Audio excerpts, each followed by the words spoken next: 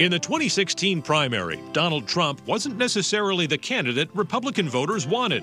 64% of them cast ballots for someone else, from John Kasich to Ted Cruz to Jeb Bush.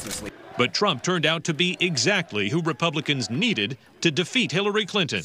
And over the last 4 years, he and the loyal supporters we first met during his campaign have redefined American politics. If people are not going to do the right thing, okay, and you know you're right, you got to trounce on them. But a new primary is on the horizon, just a year away, and Trump may face opposition from within his own party.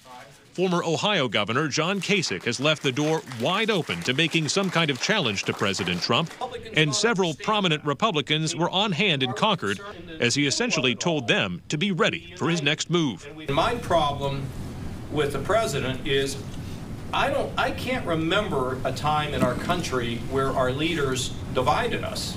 Kasich senior advisor Tom Rath says he expects Trump to face a contested primary. Whether it's warranted or not, I believe there will be one at some level, and if it's going to happen anywhere, it will probably happen here. First in on the Republican side could be Bill Weld, the former governor of Massachusetts. Weld, who was on the Libertarian ticket in 2016 with presidential candidate Gary Johnson, told WMUR he will make his plans known soon when he visits New Hampshire. Former Arizona Senator Jeff Flake has said he is not running, but current Maryland Governor Larry Hogan, who is expected to be in Iowa in March for a National Governors Association visit, hasn't ruled anything out.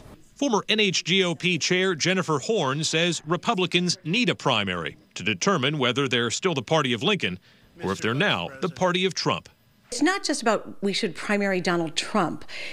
Primaries are good. They allow us the opportunity as a party to, discuss and debate those principles and those core values about who we are as a party.